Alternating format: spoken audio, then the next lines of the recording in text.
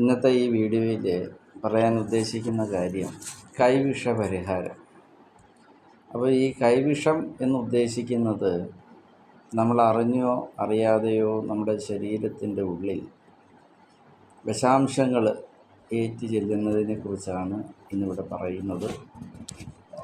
അതിൽ പൂജാ സമ്പ്രദായ രീതി അനുസരിച്ച് ശേഷബുദ്ധി എന്ന് പറയുന്നൊരു അന്തരീക്ഷം ഉണ്ട്. മാനസിക തളർച്ച, അതേപോലെ ബുദ്ധിയുടെ കാര്യം, ഇങ്ങനെയൊക്കെയുള്ള തടസ്സങ്ങൾ, ഇതൊക്കെയാണ് ഈ കൈവിഷത്തിൻ്റെ ഒരു അംശം ഉള്ളിൽ ചെന്ന് കഴിഞ്ഞാൽ നമ്മൾക്കുണ്ടാകുന്ന ചില കാര്യങ്ങൾ.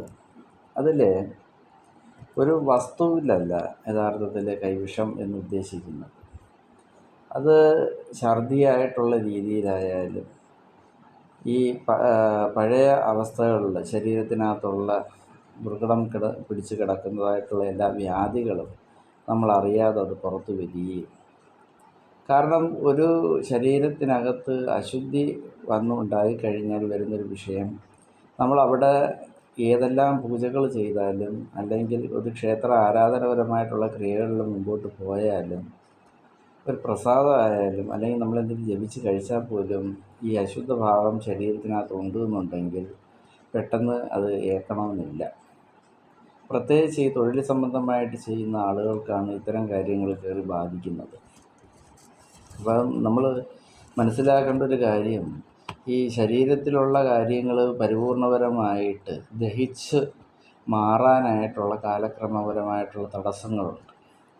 അത് രണ്ടാമത്, നമ്മളിത് മന്ത്രജപങ്ങളെന്ന് പറയുന്നതെല്ലാം നെയ്ക്കകത്താണ് പൂർണ്ണമായിട്ട് നമ്മൾ ജപിച്ച് കൊടുക്കുന്നത്. അപ്പോൾ കൈവിഷ പരിഹാരത്തിനായിട്ടുള്ള മന്ത്രമുണ്ട്.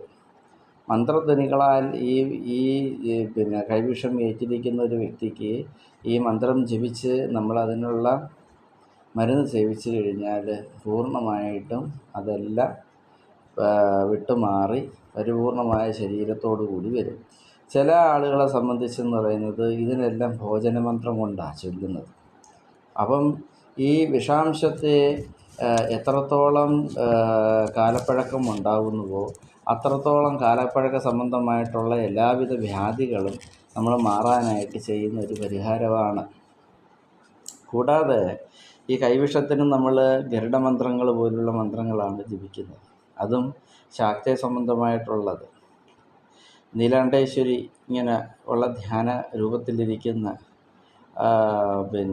യന്ത്രങ്ങൾ, അതേപോലെ തന്നെ മന്ത്രങ്ങൾ, ഇതെല്ലാം നീലാണ്ട രുദ്രനായിട്ട് നിൽക്കുന്ന മഹാദേവനെ നമ്മൾ പൂജിക്കാറുണ്ട്. അത് ഈ കൈവിഷത്തിന് ഉത്തമപരമായിട്ടുള്ളൊരു ദേവനാണ്. അപ്പോൾ അതേപോലെ തന്നെ ശാക്തേയ സംബന്ധമായിട്ട് ദേവിയെ നമ്മൾ പൂജിച്ചിട്ട് ദേവിയുടെ മന്ത്രങ്ങളാൽ നമ്മൾ ജപിച്ച് ഈ നെയ്കൾ സേവിച്ച് കഴിഞ്ഞാലോ പഴവോ അല്ലെങ്കിൽ കദളിപ്പഴവോ ഇങ്ങനെയൊക്കെയുള്ള കാര്യങ്ങൾ നമ്മൾ സേവിക്കുന്നതും അത്യുത്തമപരമായിട്ടുള്ളൊരു കാര്യങ്ങളാണ്. അപ്പോൾ ഇത് ഓരോ ആളുകൾക്കും ഓരോ വിധാനങ്ങളാണ്. അപ്പം വിഷ്ണു സംബന്ധമായിട്ടായാലും വൈഷ്ണവ സംബന്ധമായിട്ടുള്ള പൂജകൾക്കെല്ലാം വിഷ്ണു ക്ഷേത്രത്തിലും അപ്പോൾ ഇങ്ങനെയൊക്കെയുള്ള ഉപാസനകൾ നമുക്കറിയാം. അപ്പോൾ ഈ ഉപാസനമൂർത്തിയായിട്ടുള്ള ഒരു ബന്ധം കൊണ്ടാണ് നമ്മൾ ഇത്തരം കാര്യങ്ങൾ മന്ത്രധ്വനികളാൽ പൂജിച്ച് നമ്മൾ ഒരാളുടെ ഉള്ളിൽ കൈവിഷ സംബന്ധമായിട്ടുള്ള ഏറ്റിട്ടുണ്ടെങ്കിൽ അത് പുറത്ത് കളയാൻ വേണ്ടി ചെയ്യുന്ന ഒരു തന്ത്രപരമായിട്ടുള്ള ഒരു കർമ്മമാണ് മന്ത്രജപവും. അപ്പോൾ ഇത്തരം കാര്യങ്ങൾക്ക് ഉപാസനമൂർത്തികൾ നമുക്ക് അത്യാവശ്യ ഘടകം തന്നെയാണ്. അതിൻ്റെ ഒരു പ്രൊട്ടക്ഷനും കൂടെ വേണ്ടിയാണ് നമ്മളിത് ചെയ്യുന്നത്. ഒരു ഉത്കീലന മന്ത്രം എന്നാണ് പറയുന്നത്.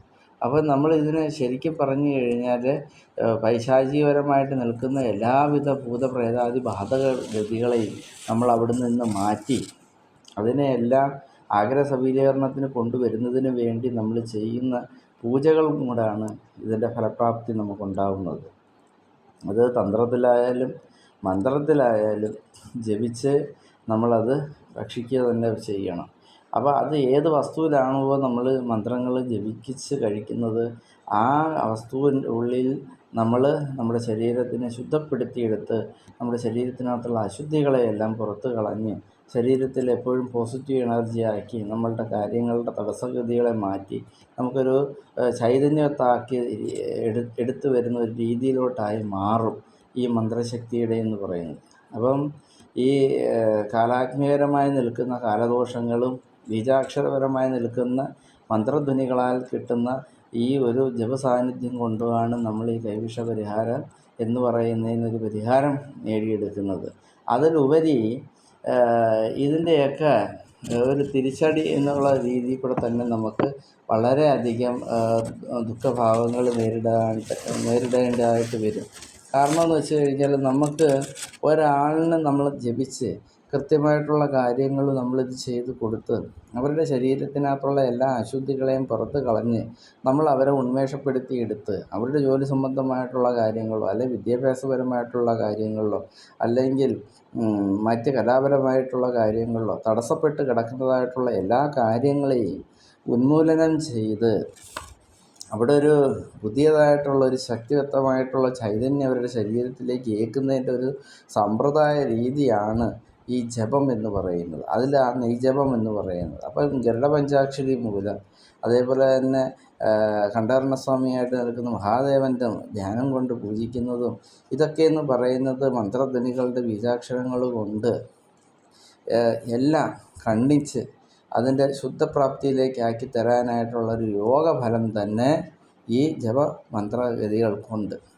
അത് കൂടാതെ തന്നെ നല്ല രീതിയിൽ ഭക്തിസാന്ദ്രപരമായിട്ടുള്ള അന്തരീക്ഷത്തിൽ കൂടെ തന്നെ ജോലി ചെയ്ത് വരുന്ന ഒരാളിനെ സംബന്ധിച്ച് ജോലിക്കൊന്നും ഒരു ഉയർച്ചയില്ലാത്ത മനോഭാവത്തോടു കൂടി ജോലി തടസ്സപ്പെടുത്തുന്ന രീതിയിലുള്ള ഇങ്ങനെയുള്ള നീചപ്രവൃത്തികൾ ചെയ്യുന്നതായിട്ടുള്ള രീതികൾ നമുക്ക് പല പല പല വഴികൾ നമുക്ക് തെളിഞ്ഞു വരും. ചിലപ്പം ആഹാരം കഴിക്കുന്ന സമയത്തായിരിക്കും, അല്ല അതിന് തൊട്ട് മുമ്പായിരിക്കും ഛർദ്ദിൽ വരുന്നത്. ഇങ്ങനെ ഓരോ ആളുകൾക്ക് ഓരോ രീതിയാണ്. പക്ഷേ ഇത്തരം കാര്യങ്ങൾ മനസ്സിരുത്തി നമ്മൾ ക്ഷേത്ര ആരാധനപരമായിട്ടുള്ള ക്രിയകളിൽ കൂടി നമ്മൾ ഇതിനൊരു വഴി പോംവഴി കണ്ടെത്തി ഇത്തരം കാര്യങ്ങൾ ചെയ്ത് വന്നു കഴിഞ്ഞാൽ പിന്നീട് ഇനി നമ്മൾക്ക് ഇങ്ങനെയൊക്കെയുള്ള ഒരു ഗതിയിൽ കൂടി കടന്നു വന്നാൽ നമുക്കത് എത്രയും പെട്ടെന്ന് തന്നെ അറിയാൻ പറ്റുന്നൊരു കാര്യമായി മാറിയിരിക്കും. എന്നാൽ ഈ കൈവിഷ സംബന്ധമായിട്ട് ഉള്ള ആയുർവേദപരമായിട്ടുള്ള മരുന്നുകൾ തന്നെ ഉണ്ട്. പക്ഷേ അതൊക്കെ ഒരു ഡോക്ടറിൻ്റെ അറിവോടുകൂടിയും ഡോക്ടറിനെ സമീപിച്ച് നമ്മളുടെ ശരീര ശക്തി സ്രോതസ്സുകളായിട്ട് നിൽക്കുന്ന എന്തെങ്കിലും പറ്റാത്ത കാര്യങ്ങളാണ്, നമ്മുടെ ശരീരം ഇളക്കാൻ പറ്റാത്ത കാര്യങ്ങളാണ് എന്നുണ്ടെങ്കിൽ നമ്മളത് കഴിയുന്നതും ഒഴിവാക്കുക തന്നെ ചെയ്യണം. പക്ഷേ എങ്കിൽ തന്നെയും നമ്മളൊരു ഡോക്ടറിൻ്റെ ഒരു അനുവാദത്തോടു കൂടിയാണ് നമ്മളിത് ഈ കൈവിഷ പരിഹാര സംബന്ധമായിട്ടുള്ള ഗുളികകൾ കഴിക്കാൻ പറ്റുവാണെങ്കിൽ പോലും ശരീരത്തിനകത്തുള്ള അശുദ്ധികളെ പുറമെ മാറ്റി ശരീരത്തിനകത്തൊരു പോസിറ്റീവ് എനർജി ആക്കി എടുത്തു കഴിഞ്ഞാൽ നമ്മൾ ചെയ്യുന്ന പൂജാതി കർമ്മ കാര്യങ്ങളിൽ കൂടിയുള്ള ഒരു ചൈതന്യം നമ്മുടെ ശരീരത്തിൽ ഉണ്ടായിരിക്കും. അതുകൊണ്ടുള്ള ഗുണഗതികൾ നമുക്ക് പറഞ്ഞറിയിക്കാൻ പറ്റാത്തത് ആയിരിക്കും.